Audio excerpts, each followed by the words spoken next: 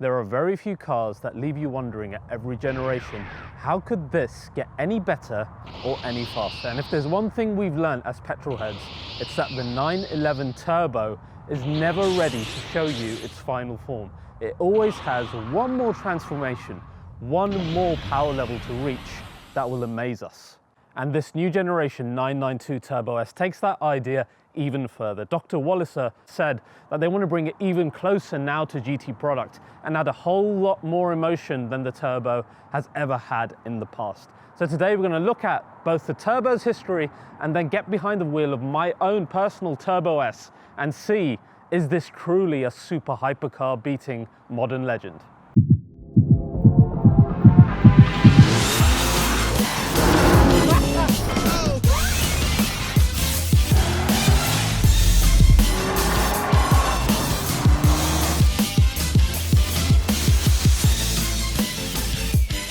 So guys, once again, today's episode is sponsored by my favorite sponsor. It is Piloty driving shoes, the guys I nagged for a year to get on the channel because I wanted to get you guys a discount, which I've got 15% using the code RBR. You can get any of their shoes, including the new Pagani-based Legacy S or the newly launched Shift range, which is their new model and the most comfortable to wear.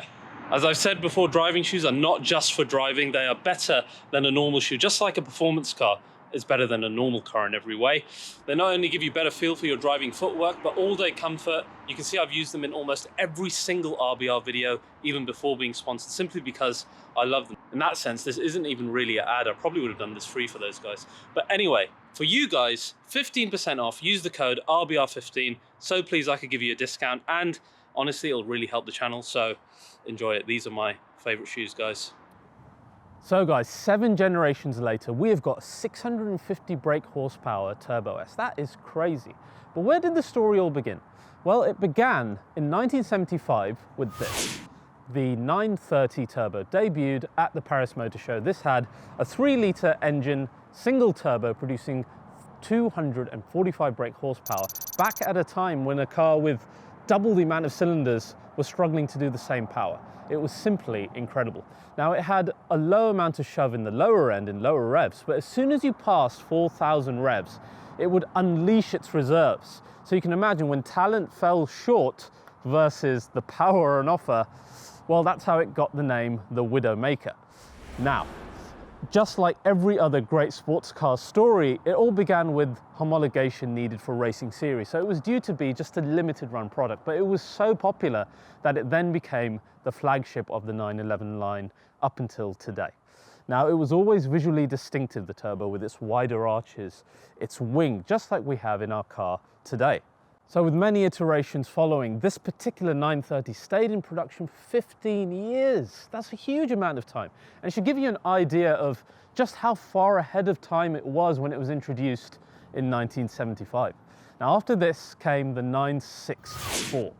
Again, absolutely brutal looking beast. Look at the whale tail, look at the arches, look at the Carrera RS style wheels. It was the true star of the Bad Boys movie with its 3.6 litre producing up to 360 brake horsepower.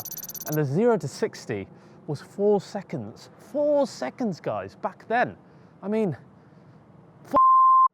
it's incredible. And I think for me, Bad Boys was the film that I started thinking, wow, Porsche's a really interesting brand. I need to find out more about it. And it's funny because Porsche didn't actually want to be involved in the movie at that time until they saw it, and then they loved it and they even threw a Bad Boys party, apparently. So after this then came the 993 generation. Again, typical turbo looks. This one brought in the first twin turbo engine. We brought in all-wheel drive for the first time as well. Power was up to 400 brake horsepower, and the 0 to 60, 3.2 seconds. Back in 1995. Guys, do you know how long ago that was? This thing could embarrass a brand new Aston Martin that you bought today. That is insane in my opinion. This was also the first generation to have the Turbo S arrive. It had 24 more brake horsepower, a bit more cooling, and a few little visual differences. After this came the fried egg generation of 911. The Turbo in this derived its engine from the GT1 race car, which is very exciting. Of course, the Turbo S came in this generation as well, with 450 brake horsepower and the ability to do 300 kilometers per hour. This was also the generation that brought on the rear arch vents, and of course this is now a typical turbo trait. After this came the 997. Now this actually links a little bit to our car today, which still uses some of the tech that this brought in. Stuff like Porsche traction management, or more importantly, the variable turbine geometry turbos, which gave a lot more low-end shove than the old turbochargers used to, but also maintained the high revving ability of a larger turbocharger, all packed into one unit. There's also brought in the split wing design like we have till today in our car today. This car eventually went up to 500 brake horsepower, so again, pretty damn impressive. After this came the 991 generation. Now this had 620 Newton meters of torque, 560 brake horsepower and a 0 to 60 in 3 dead, though tested a lot faster in car magazines. Again, it brought on more technical achievements like adaptive aerodynamics, rear wheel steering for the first time as well in the turbo. Though even with the facelift, in my opinion, it just wasn't as exciting to look at as the previous generations, and I think a lot of that came down to the 991 generation styling, in that it was quite subtle and the lines were very subtle, so you didn't really appreciate the muscularity of the turbo as much. Then we have today's car. Now this was a car that I drove, and as a petrol head I could not help but buy if I could afford it, and I did, and it is just an incredible car. 992 does the impossible again and brings out yet another power level that you just did not think was possible. 650 brake horsepower, 800 Newton meters of torque, and the 0 to 60 in 2.5 seconds in the Coupé. 0 to 200 in 8 seconds, and a top speed of 205 miles per hour. This thing will match pretty much any super or hypercar that you're going to find on the road, with an added dose of practicality and looking less like a knob doing it all. Now, as I said at the start, Dr Walliser was very keen that this car come closer to GT product, because the feedback he got on the previous models were they were considered by customers as super fast GT cruisers rather than out and out track machines where the purists would either go to GTS or straight to GT product. So he wanted to close the gap and make the turbo even more dynamic. How have they done that? Well, initially they started with a new sport suspension, which is an adaptive system that comes now into the turbo, and a new sports exhaust system that's never been available on the turbo models. Both of these should help A, with dynamics, and B, with emotion.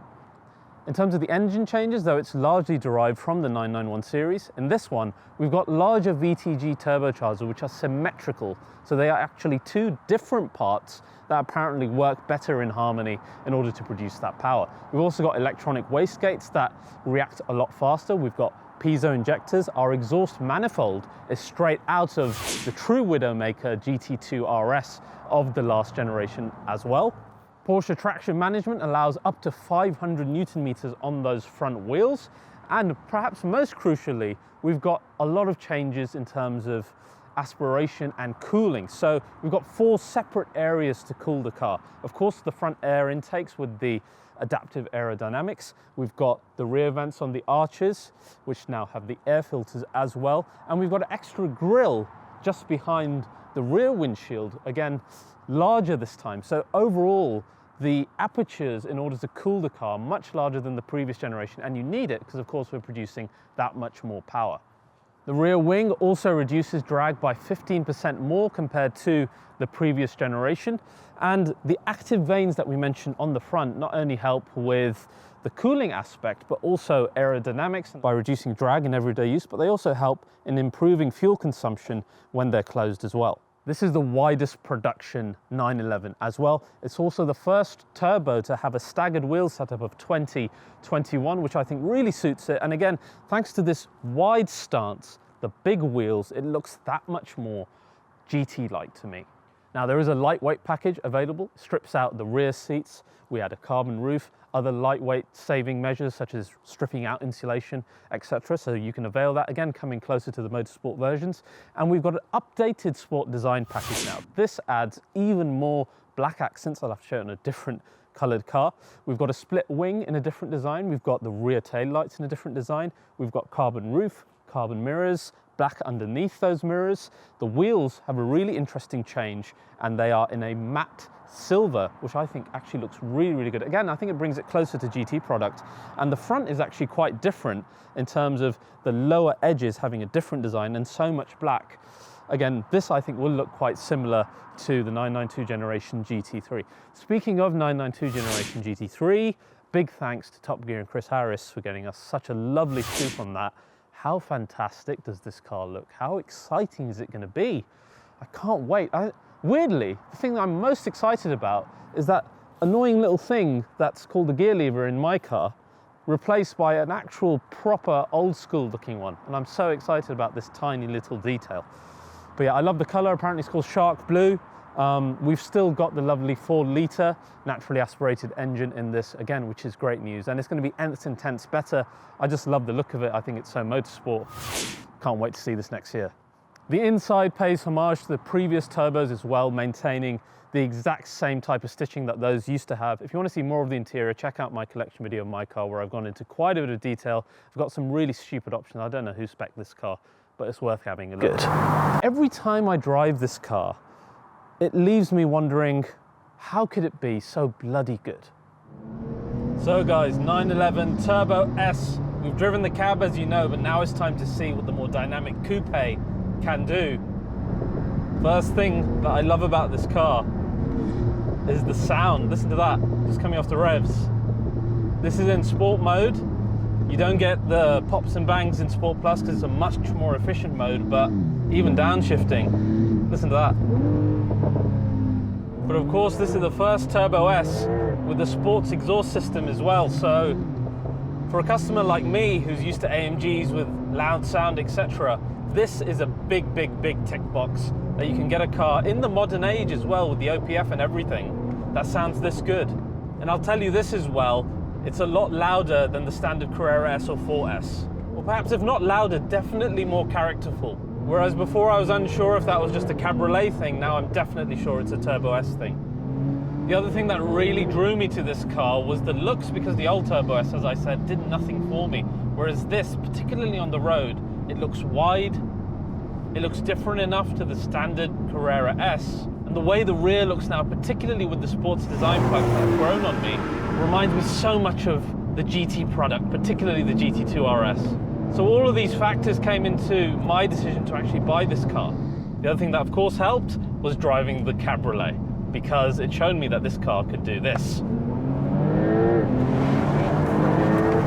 Yeah, I was already at 140 miles per hour there. And that was taking off at something like 70. This is how brutally fast this car is. I genuinely mean that I've not driven anything that can do the speed that this can. It is absolutely addictive to do this again and again and again. I love this car's speed. How can this thing feel so light and go so quickly? It's incredibly fast. But it's by no means a pussycat. It's not like driving a fast Audi RS. It still does want to kill you. And I love that about this, because I want to be slightly afraid. I want to learn. I want to better my driving style. I don't want it to be easy. The only car to my memory that does anything of the speed that this car does has to be the GT2 RS. And that is high praise of this car, because that was a rabid monster at almost 700 brake. You know, I'm always harping on about modern cars having too much power, more than you'll ever need. And of course, it's absolutely true of this more than any other, but the fact it has it puts a huge smile on my face. And one thing you cannot put a price on for a petrol head is that I'm not afraid of any hybrid car, any electric car, and this beast has nothing to fear from almost 99% of cars that have been made so far. The other thing is the gearbox. It is ultra reactive. It's got that lightning response that the GT product cars have. People often talk about the manual Porsche and why they love them so much, but you don't realize just how incredible the PDKs are. Now next, naturally, we must come on to handling, because this is the heart and soul of the Porsche, and the Turbo S. My God, is it good, especially in coupe form. There was a little bit of wrangling to be done in the cabriolet, but this car, my God, does it steer and handle so precisely. Now, of course, by no means am I saying that this is a big difference to the old Turbo S, but Genuinely, there's more GT product in the way that this car handles itself. And again, the steering is so precise, you can kind of just guide it with your fingertips and you'll get the greatest reward out of the smallest gesture. It's so planted when going through corners, it attacks them with a disdain. And it's like the car is magnetically attached to the ground. Even in the most extreme of circumstances, the tires remain connected. And it's just an incredible experience because then you can put all the power down that you want. And the Turbo S just rewards you. Every time you attack a corner, you're going faster in and faster out. And even then, honestly, the beast seems bored. It wants you to go faster. It wants you to call on those reserves of insane power. Just the ability to put down power out of a corner, it's crazy. The only things I've driven here that handle better than this have all been track cars. Think about that for a minute. There are a lot of cars out in the world right now that can do 0 to 60 figures that are somewhat close to this. But what most of them cannot do is behave in such a dynamic way that you would end up likening it to GT product Porsche. What else out there can do that? With this car, you seek out hairpins, you seek out tight corners that you can test your skills and the car's abilities against. The Turbo S is one of the world's most rewarding partners in this regard. Just the breadth of ability of this thing just astounds me.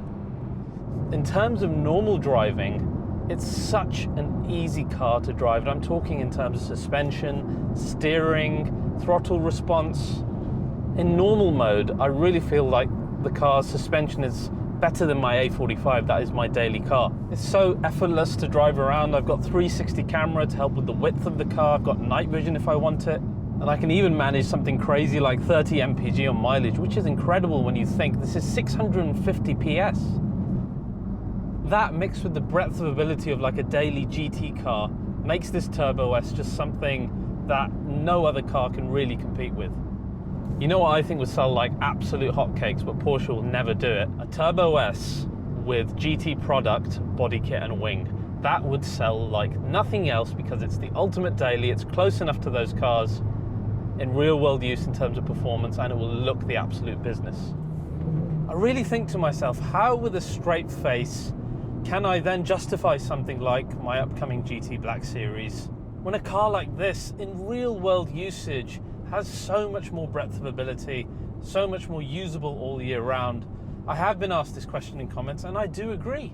I don't know how I can justify it. But my personal conundrum with the Black Series will extend to, I think, anyone who considers buying any other type of supercar that doesn't have the ability that this does. In conclusion, there are very few things in the world that can do what this does in terms of breadth of ability. It's hard to justify any other supercar in front of it, or even hypercars. Yeah, it's got the heritage to survive long term, to always look good, to always look relevant.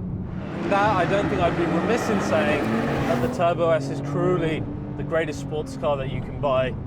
This Turbo S can do the Grand Tourer thing, it can do the sports car thing, it can do the hypercar thing, and it can handle like a track car if you wanted to. It's the ultimate case of take your cake and eat it.